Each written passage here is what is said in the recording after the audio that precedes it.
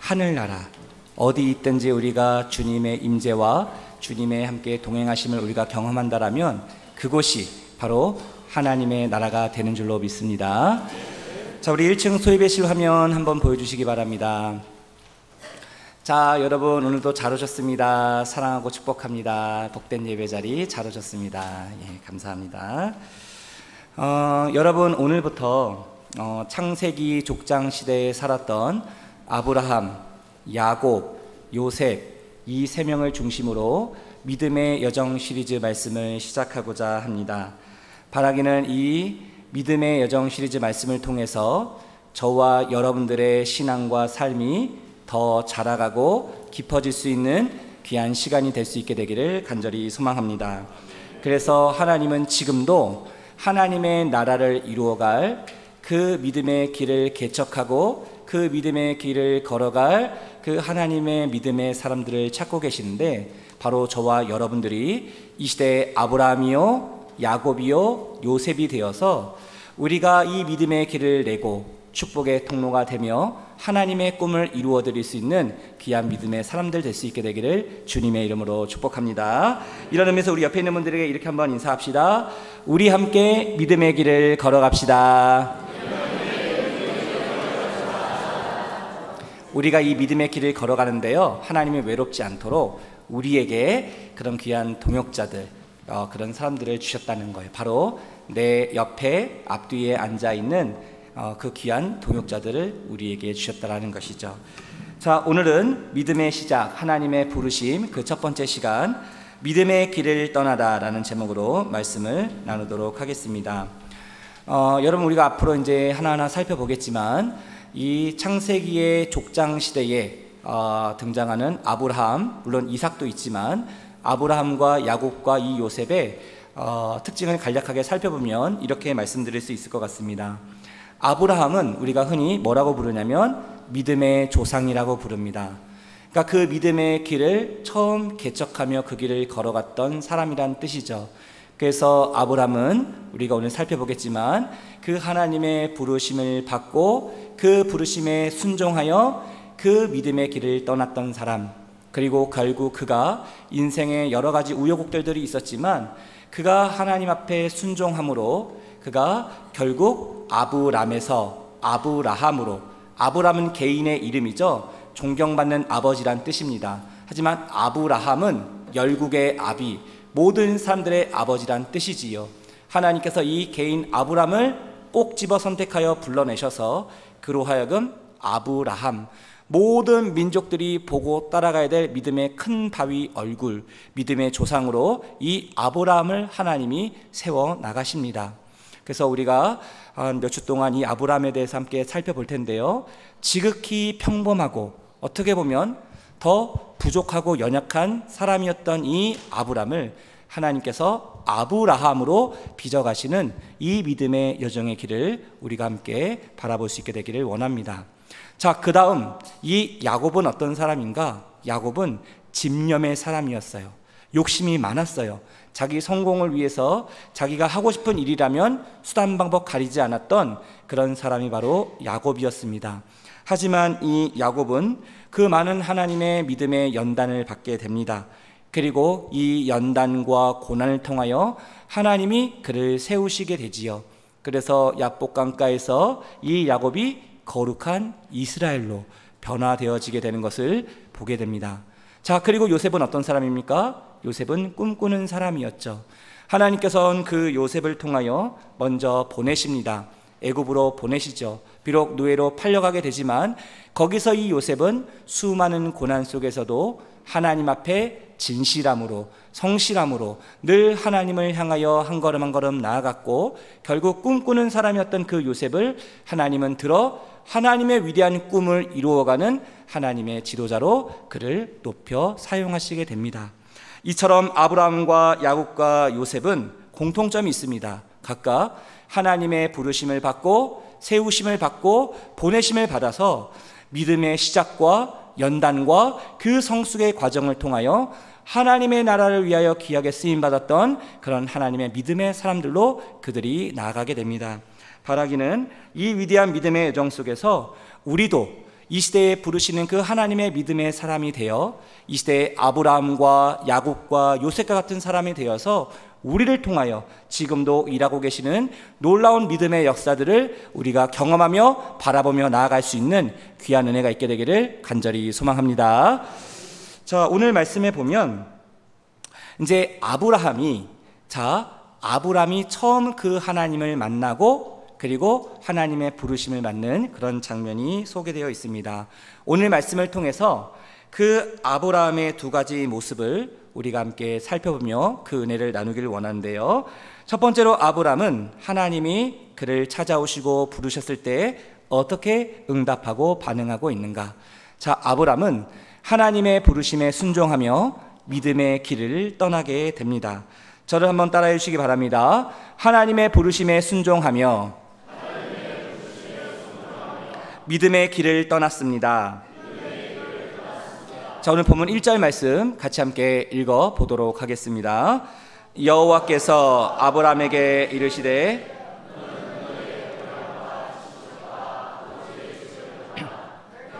내게 보여줄 땅으로 가라. 많은 성도님들이 이 말씀을 오해하시는 분들이 많습니다.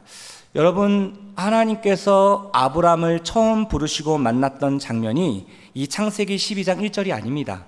이때는 하나님이 아브라함에게 두 번째로 찾아오셨던 사건이었습니다. 그럼 이번 질문할 수 있죠. 목사님, 그러면 도대체 하나님이 아브라함을 언제 처음 만나시고 그를 부르셨습니까? 자, 그 힌트가 창세기 11장 31절에 보면 아브라함이 살아왔던 중요한 세 장소를 소개하고 있는데요. 자, 창세기 11장 31절의 말씀, 자, 우리 화면을 보시며 같이 함께 읽어보겠습니다. 데라가 그 아들 아브람과 하란의 아들인 그의 손자 롯과 그의 며느리 아브람의 아내 사레를 데리고 갈대아인의 우르를 떠나 가나안 땅으로 가고자 하더니 하란에 이르러 거기 거류하였으며. 자, 여기 보면 아브람이 살았던 세 장소를 소개하고 있는데요. 첫 번째 장소는 갈대아인의 우르라고 얘기합니다. 여기가 어디냐면 메소포타미아 수메르 문명이 번창했던 4대 문명이 발전했던 바로 그 항구 도시, 우리나라로 따지면 부산에 가까운 그런 큰 항구 도시가 바로 이 갈대아 우르였습니다. 여기서 아브람이 태어난 고향이었다는 것이죠. 그리고 두 번째 장소는 어디냐면 가나안 땅입니다. 여기는 하나님께서 아브람에게 나타나셔서 내가 너에게 보여줄 그 땅으로 가라 하셨던 최종 목적지, 그 아브람에게 인생에 있어서 최종 가야 할 그의 믿음의 목적지가 바로 이 가나안 땅이었습니다. 그리고 세 번째 장소는 어디였냐면 하란입니다. 이 하란은 어디냐? 이 갈대아 우르가 그 아브라함의 고향이었다면 여기서 하나님의 부르심을 받고 그 고향을 떠나게 되죠. 아브라함의 가족들이 떠나게 됩니다. 그런데 그들이 가나안을 향해 가다가 무슨 이유인지는 모르겠지만 중간에 잠시 정착해서 살았던 그곳이 바로 이 하란이었던 것이죠. 자, 여기 아까 우리가 읽었던 창세기 11장 31절에 보면 이 아브라함의 가족들이 이 하란에서 거류하였다라고 성경은 기록하고 있습니다. 여러분, 거류하였다라는 이 말의 뜻이 그곳에 자리를 잡고 정착하여 살았다라는 것이죠. 그럼 이런 질문을 해볼 수 있지 않겠습니까? 목사님, 왜 이 아브라함의 가족들은 가나안을 향해서 잘 가고 있다가 왜 중간 지점인 이 하란에서 그들의 발걸음을 멈추게 되었을까요? 여기에 무슨 특별한 뜻이 있었을까요? 우리는 궁금증을 갖게 됩니다. 자, 이 궁금증을 해소할 수 있는 그 힌트가 되는 것이 무엇이냐면 바로 사도행전 7장에 보면 스데반이 설교를 하는데 그 스데반의 설교 가운데 바로 이 아브람이 언제 처음 하나님을 만나게 되었는지를 이 스데반이 증언하고 있다는 겁니다. 그런 의미에서 우리에게 주는 아주 중요한 그런 본문인데요. 자, 사도행전 7장 2절부터 4절까지 말씀을 우리 화면을 보시며 같이 함께 읽어보도록 하겠습니다. 스데반이 이르되 여러분 부영들이여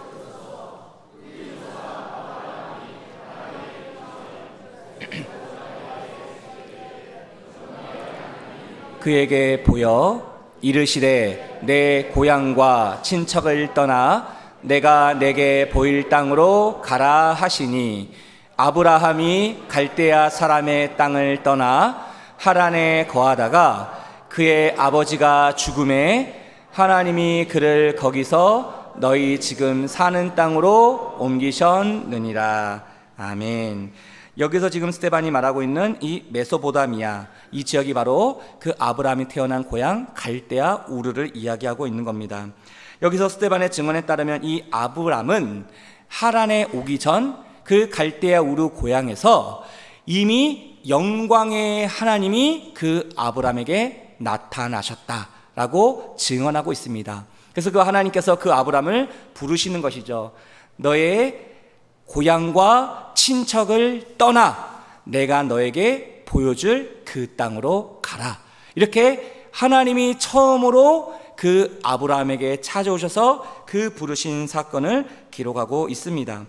그래서 아브라함은 그 고향에서 그 고향을 떠나게 됩니다.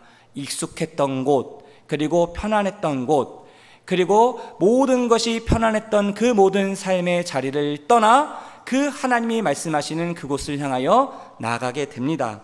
그러다가 이 아브라함의 가족들은 그 하란이란 중간 지점에 멈추어 서게 되지요. 왜 그들이 멈추게 되었는가? 자, 많은 성경학자들은 창세기 11장 32절에 보면 데라가 이 하란에서 죽게 되었다라고 기록합니다. 그의 나이 205세에 하나님의 부르심을 받게 되었다라고 기록이 되어 있는데, 이 성경 구절을 근거로 해서 많은 성경학자들은 이 갈대아 우르 고향에서 이 하란까지 직선거리로 하면 약 1000km가 넘는 먼 여정입니다. 그 고령의 데라가 이 먼 여행을 하다 보니 그의 병세가 악화되었고 결국 이 하란에서 죽게 되었다라는 것이죠.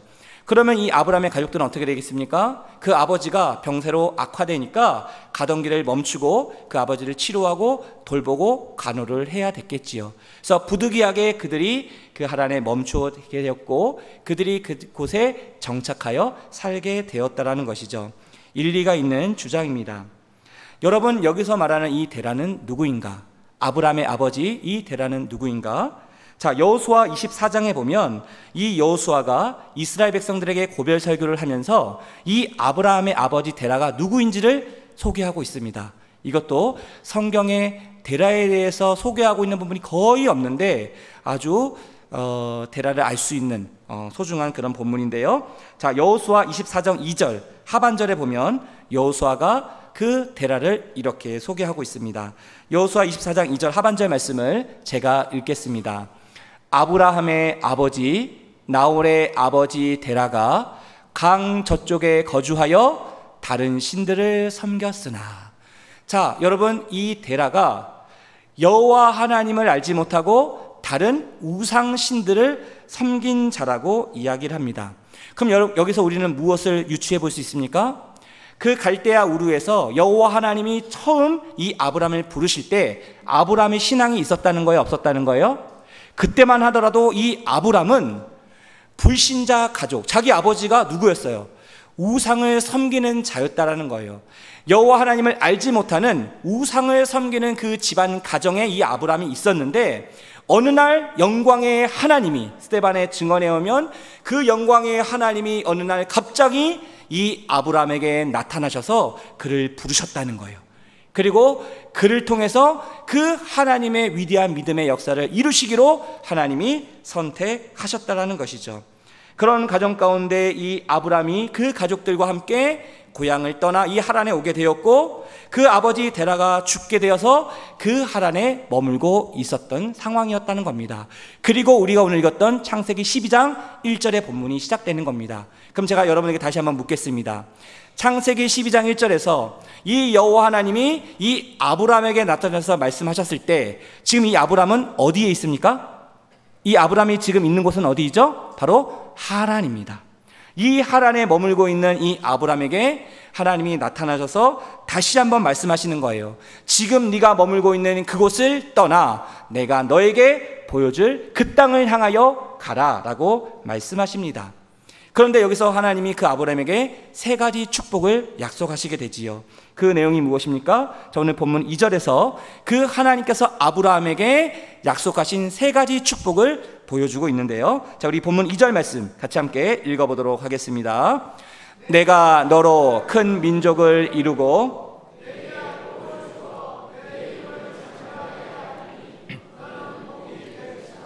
아멘. 너는 무엇이 될지라? 너는 복이 될지라. 하나님께서 이 아브라함을 통해서 뭐라고 얘기하시는 거예요? 아브라함아, 너는 이제 복이 될 것이다. 너를 통해서 많은 사람들이 그 하나님의 복을 누리는 복의 통로가 될 것이다 라고 이야기합니다. 하나님은 이렇게 아브라함을 부르시는 거예요. 어떤 축복을 하세요? 첫째, 너를 통해 큰 민족을 이룰 것이다. 둘째, 너의 이름을 창대하게 할 것이다. 셋째, 너는 복이 될 것이다. 이렇게 하나님께서 이 아브라함에게 약속해 주시죠.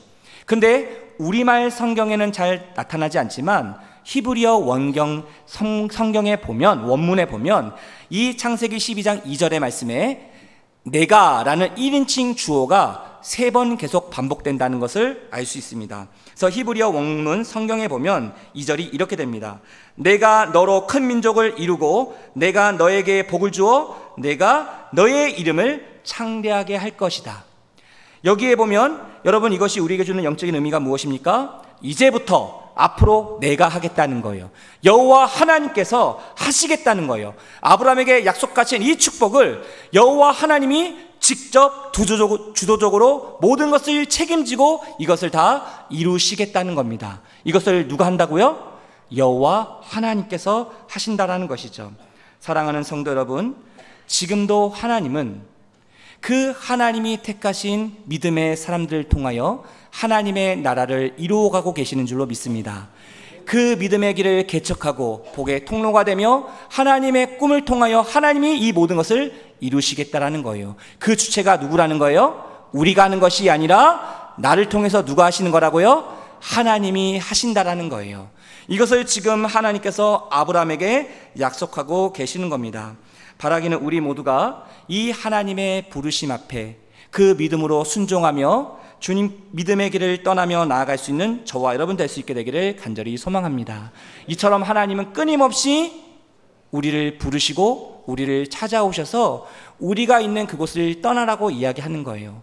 고향과 친척과 아비집을 떠나라는 것이 무엇입니까? 그 당시에 우상으로 팽배했던, 하나님을 거부하는 문화와 세상과 그 죄악의 타락으로 관영했던 그 세상 속에서 하나님이 그 아브라함을 부르시고 그곳에서 건져내시는 겁니다. 그래서 이 아브라함을 통해서 놀라운 하나님의 꿈을 이루고 원대한 믿음의 역사를 이루는 믿음의 주인공으로 이 아브라함을 사용하시다라는 것이죠. 이런 의미에서 지금도 하나님은 우리의 익숙하고 편안한 우리의 삶의 둥지를 흔드신다는 겁니다. 우리가 편안하고 익숙하고 안주하게 되면 하나님을 바라보기보다는 우리의 시선과 마음의 중심이 어디를 향하게 될 가능성이 많은가? 세상을 향하여 바라보고 나아가게 될 가능성이 크다는 겁니다. 여러분, 창세기 11장에서 노아의 후손들은 어떻게 됩니까?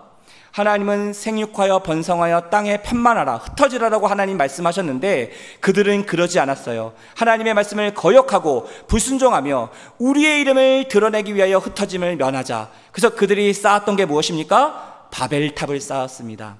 하나님을 위하여 쌓은 것이 아니라 자기의 욕심과 탐욕을 위하여 그들이 쌓았던 것이 바벨탑이었다는 것이죠. 그 당시 아브라함이 살았던 그 문화가 바로 바벨탑의 문화였다는 거예요. 그런 곳에서 하나님이 이 아브라함을 택하시고 부르시고 그 믿음의 조상으로 세우시기 위하여 그를 통하여 하나님의 일들을 이루어 가셨다는 겁니다. 바라기는 우리 모두가 이 시대의 아브라함이 되어서 하나님께서 저와 여러분을 통하여 하나님의 나라를 이루어 가실 줄로 믿습니다. 이런 의미에서 우리 옆에 있는 분들에게 이렇게 한번 축복합시다. 부르심에 순종하며 믿음의 길을 떠납시다.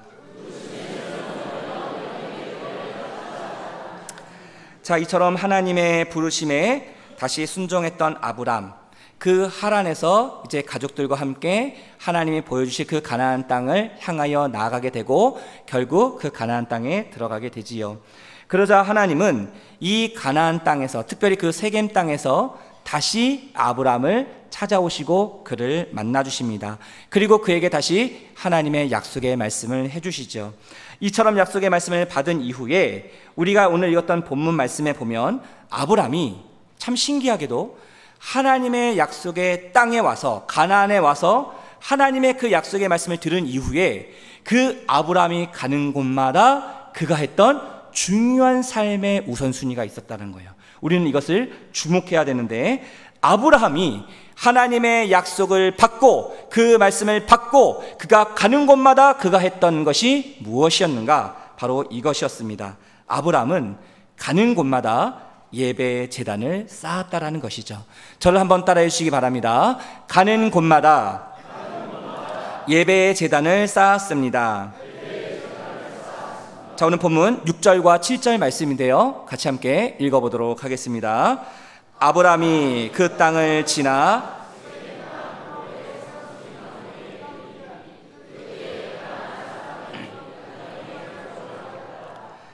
여호와께서 아브라함에게 나타나 이르시되 내가 이 땅을 내 자손에게 주리라 하신지라. 자기에게 나타나신 여호와께 그가 그곳에서 제단을 쌓고. 자, 여러분 보십시오. 가나안 땅에 드디어 왔습니다. 아브라함 입장에서는 얼마나 기대가 됐겠습니까? 야, 드디어 하나님이 보여주실 그 땅에 내가 왔구나. 우여곡절 끝에 아버지 데라는 죽었지만 이 가족을 부양하고 책임져야 될 그 막중한 가장의 책임자로서 이 가나안에 왔습니다. 이제 하나님께서 나에게 어떤 약속을 해주실까 기대하는 마음으로 이곳에 왔는데, 자, 여호와 하나님께서 가나안 땅 세겜에 이 아브라함이 왔었을 때 그에게 어떤 약속의 말씀을 주세요? 여기 보니까 내가 이 땅을 누구에게 주리라? 이 땅을 내 자손에게 주리라. 아브라함에게 주겠다라고 한 게 아니라 내 자손에게 주리라 라고 하나님이 아브라함에게 약속해 주세요. 근데 여러분, 지금 이 하나님의 약속의 말씀을 받는 이 아브라함의 상황이 어떻습니까? 지금 아브라함의 자녀가 있습니까? 없습니까? 없습니다. 아브라함, 하나님이 약속하신 이 약속을 아멘으로 받으려면 아브라함의 입장에서 뭐가 돼야 돼요? 자녀가 있고 후손이 있어야 되는데 자녀가 없거든요. 저는 한번 생각해 봤습니다. 하나님께서 지금 아브라함에게, 가나안 땅에 온 아브라함에게 내가 너의 자손에게 이 땅을 줄 것이다 라고 말씀하셨을 때 이 아브라함이 바로 즉각적으로 아멘 이렇게 받았을까요? 성경엔 나와 있지 않지만 우리가 상상해 볼 수 있는 것이죠. 지금 아브라함의 상황은 이 하나님의 약속의 말씀을 그대로 받을 수 없는 현실적인 어려움과 문제가 있었다라는 거예요. 왜요? 자녀가 없었기 때문에. 이 하나님의 약속의 말씀을 받았던 이 아브라함의 나이가 몇 살이었습니까? 여기 성경에 보니까 75세 노년이었어요. 할아버지였어요. 그의 아내 사례는 어떻습니까? 불임으로 자녀를 갖지 못하는 상황이었어요. 인간적인 눈으로 보면 이 하나님의 약속의 말씀을 받을 수가 없는 겁니다. 여러분 같으면 그걸 아멘으로 받을 수 있겠어요? 지금 상황이 이렇게 어려운데? 그런데 이런 상황 속에서 현실적으로 불가능해 보이고 모든 것이 절망적으로 보여지는 이런 상황 속에서 아브라함이 보였던 그 행동은 무엇인가? 이것을 우리는 주목해야 되는데요, 하나님의 약속의 말씀을 듣고, 자, 아브라함이 바로 무엇을 하고 있는가? 이 아브라함은 그 하나님을 의심하지 않고 그 하나님을 신뢰하며 그 하나님 앞에 무엇을 드렸느냐? 제단을 쌓았다라고 성경은 기록합니다. 다시 말하면 그 하나님 앞에 예배의 제단을 쌓았다는 거예요. 이것이 끝이 아니었습니다. 아브라함은 세겜에서 다른 지역으로 이동하며 장막을 치고 머물게 된 곳에서도 변함없이 그 나에게 약속하신 그 하나님의 말씀을 신뢰하며 그 하나님을 바라보며 변함없이 그 예배의 제단을 쌓았다라고 성경은 증언하고 있습니다. 한번 볼까요?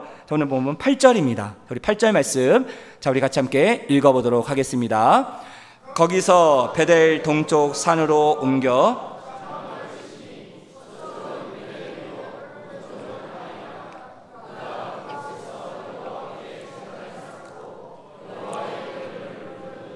아멘. 자, 베델 동쪽 산으로 옮겨서 장막을 쳤어요. 이제 머물러야 되니까 장막을 쳤습니다. 근데 거기서 이 아브라함이 장막을 치자마자 가장 먼저 한 것이 뭐예요? 여기 보니까 여호와께 제단을 쌓고 여호와의 이름을 불렀더라. 저는 상상해 봤습니다. 하나님 앞에 예배의 제단을 쌓으며 나갔던 이 아브라함, 그 여호와 하나님을 향하여 뭐라고 부르짖었을까요? 뭐라고 고백했을까요? 뭐라고 선포했을까요?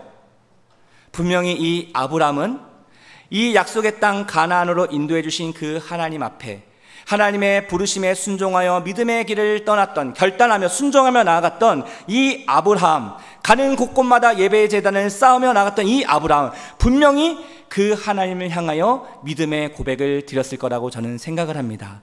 그 하나님을 경배하며 그 하나님을 찬양하며 그 하나님의 약속의 말씀이 이루어질 것을 그 아브라함을 신뢰했다라는 것이죠. 그래서 이 아브라함은 가는 곳마다 그 예배의 제단을 쌓으며 그 하나님의 이름을 부르며 경배했다라는 겁니다. 그의 아버지 데라와는 완전히 달랐지요. 그의 아버지 데라는 어떻겠습니까? 다른 신을 섬기며 자기를 위하여 우상의 제단을 쌓았던 아버지였지만, 하나님께서는 그 가문에, 그 가정에 부모로부터 오는 모든 죄와 허물의 사슬들을 다 끊게 하시고 버리게 하시고 그 고향과 친척과 아버지의 집을 떠나게 하셔서 이 아브라함으로 하여금 어떻게 해요? 그 믿음의 길을 걸어갈 수 있도록 하나님께서 강권적으로 주권적으로 이 아브라함을 이끌어 가셨다라는 것이죠.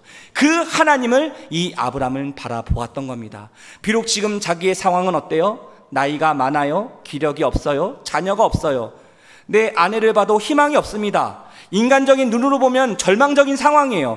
하지만 절망적인 상황이지만 나에게 말씀하시는 그 하나님의 말씀 앞에, 그 부르심 앞에 온전하게 신뢰함으로 믿음으로 나아갔던 이 아브라함, 하나님께서 이 아브라함을 어떻게 사용하세요?